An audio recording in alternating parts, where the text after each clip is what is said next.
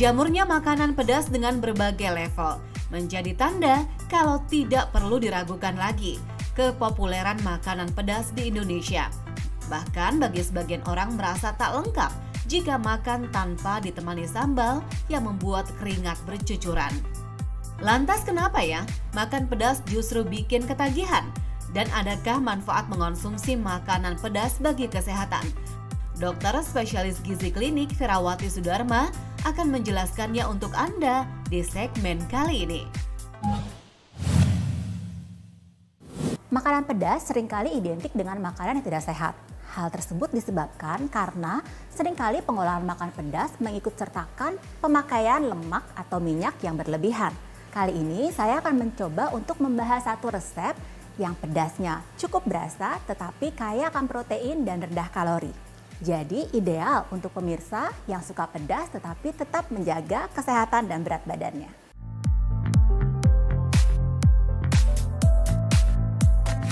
Kesukaan seseorang akan makanan pedas biasanya bermula dari usia dini. Hal tersebut biasanya berasal dari lingkungan keluarga terdekatnya yang menyukai makanan pedas sehingga anak tersebut dan bertumbuh dewasa menjadi seorang penyuka makanan pedas. Selain itu, dengan bertambahnya usia, biasanya toleransi seseorang akan rasa pedas akan semakin meningkat. Dan rasanya akan kurang enak apabila orang tersebut tidak mengonsumsi makanan dengan cita rasa pedas.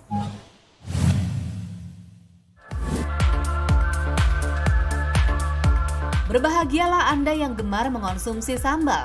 Selain menambah cita rasa dan menggugah selera, mengonsumsi makanan yang pedas dipercaya memiliki beragam manfaat bagi kesehatan. Benarkah? Banyak sekali kandungan nutrisi yang terkandung dari makanan pedas.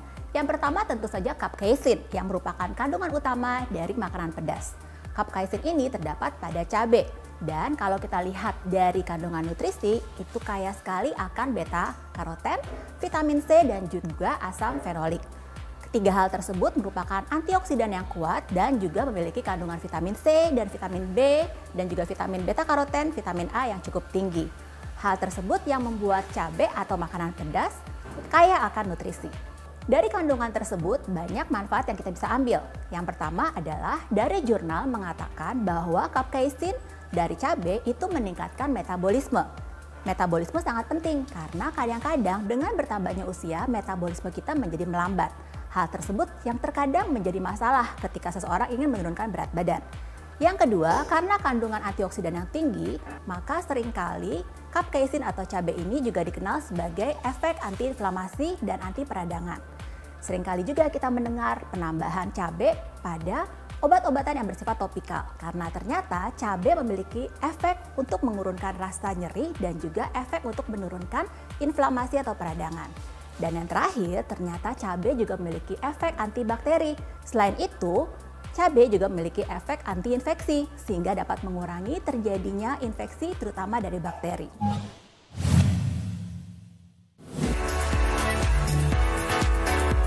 Bagaimana sudah jelaskan manfaat dari mengonsumsi makanan pedas?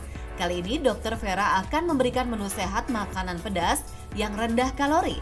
Apa saja bahannya dan bagaimana cara membuatnya? Yuk kita simak.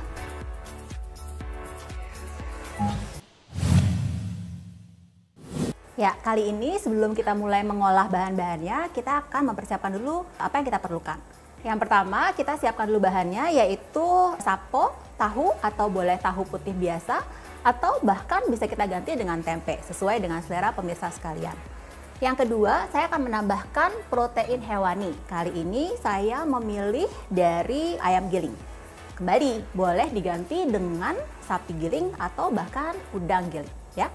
Kemudian saya akan kembali menambahkan proteinnya nih. Jadi tinggi protein nih kali ini masakan kita tambahkan dengan telur, terutama putih telurnya. Ya. Kemudian bahan lain yang kita siapkan adalah jamur. Bebas jamurnya, pilihan dari pemirsa sekalian.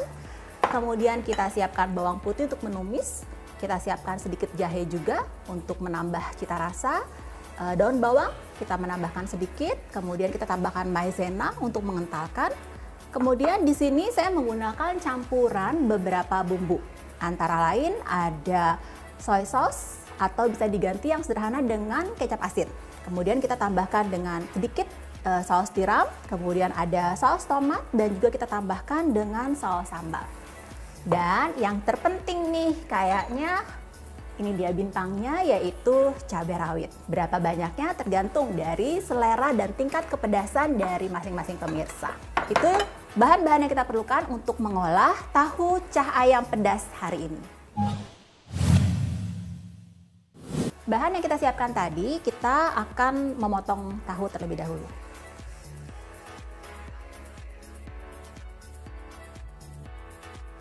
Pemilihan dari tahu ini merupakan salah satu jenis dari protein nabati.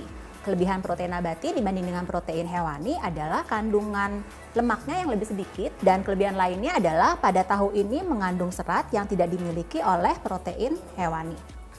Nah, setelah kita siapkan tahunya, kita akan sedikit menumis tahu.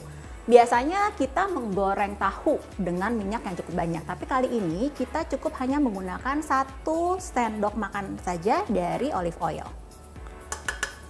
Oke, setelah cukup panas, maka kita akan menumis tahu tadi. Nah, sambil tahu ditumis, kita siapkan bahan lain, antara lain telur, terutama putih telurnya. Sedangkan kuningnya kita akan tidak gunakan.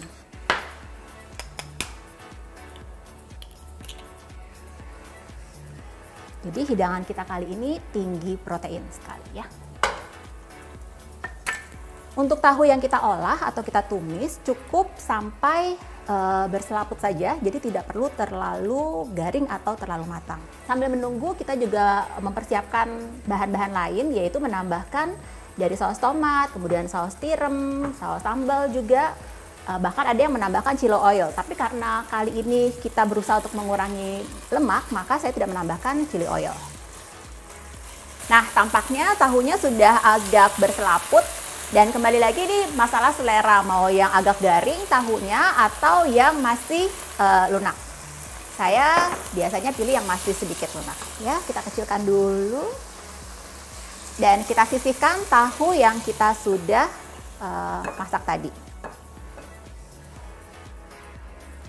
Masih dengan menggunakan wajan yang sama, agar menghemat minyak, saya akan hanya menambahkan setengah sendok dari minyak.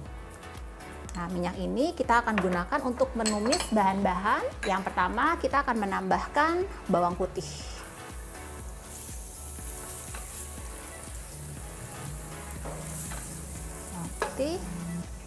Dan kita tambahkan sedikit dari jahe yang kita sudah parut tadi, atau digeprek juga boleh sesuai dengan selera. Nah, setelah sudah mulai tercium wangi dari bawang putih, kita bisa tambahkan cabai.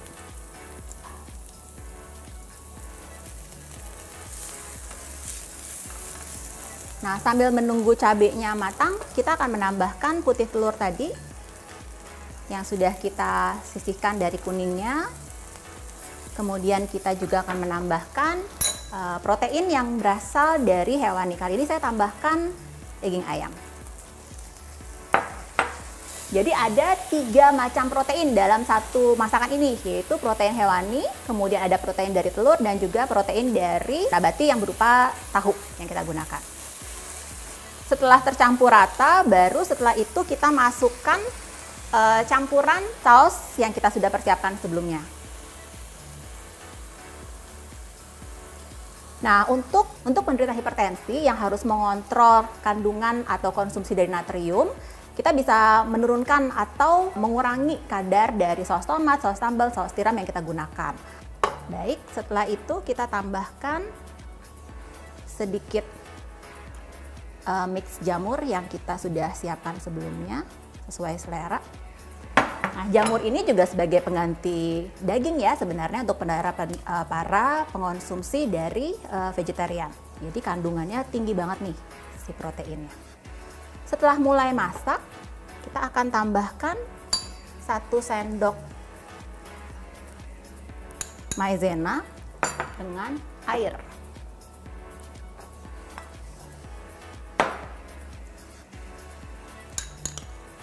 Dan sedikit. Ini berikan sedikit garam. sedikit saja karena kita sudah menambahkan garam yang berasal dari soy sauce yang kita sudah pakai sebelumnya. Saya suka yang sedikit berair untuk kuahnya, kemudian kita tambahkan daun bawang supaya warnanya sedikit berbeda dan memberikan aroma yang berbeda juga. Nah, terakhir baru kita masukkan tahu. Sambil kita menunggu olahan tahunya meresap, kita bisa siapkan untuk karbohidratnya. Jadi kalau saya terangkan tadi, ini sumber protein yang sangat tinggi, biasanya kita perlu menyeimbangkan dengan tambahan karbohidrat. Nah, kali ini kita akan menambahkan karbohidrat yang berasal dari nasi putih. Tetapi apabila ingin mengurangi karbohidrat, maka bisa diganti dengan nasi merah. Untuk diet bisa kita ganti karbohidratnya dengan golongan shirataki rice ya.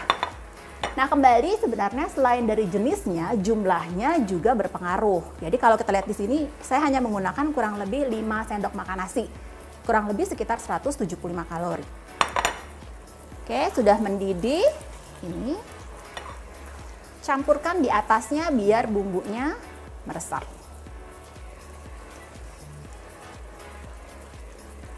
Oke, tampaknya sudah tercampur rata, sudah meresap, kita boleh angkat ya. Sisanya yang tadi.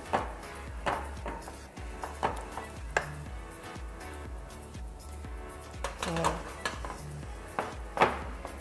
Jadi satu resep kali ini itu bisa untuk 4 porsi. Jadi contohnya seperti ini, untuk satu porsinya itu hanya mengandung 250 kalori, proteinnya sekitar 20% dan lemaknya hanya 20%. Nah, mudah bukan resep kali ini yang memberikan resep yang kaya akan nutrisi, rendah kalori, tinggi protein, dan lengkap semua kandungan gizinya. Nah, satu resepnya bisa untuk dikonsumsi untuk 4 orang atau 4 porsi. Dan satu porsinya hanya mengandung kurang lebih 250 kalori dan 20%-nya adalah protein. Untuk satu porsinya mengandung kurang lebih natrium sebanyak 900 mg. Dan tadi, kalau untuk menderita hipertensi, kita bisa mengurangi kandungan natriumnya dengan cara mengurangi kandungan dari saus tomat, saus tiram, dan saus-saus lainnya agar aman dikonsumsi. Saya, Dr. Ferawati Sudarma, MGizi SPGK, untuk Hidup Sehat Plus.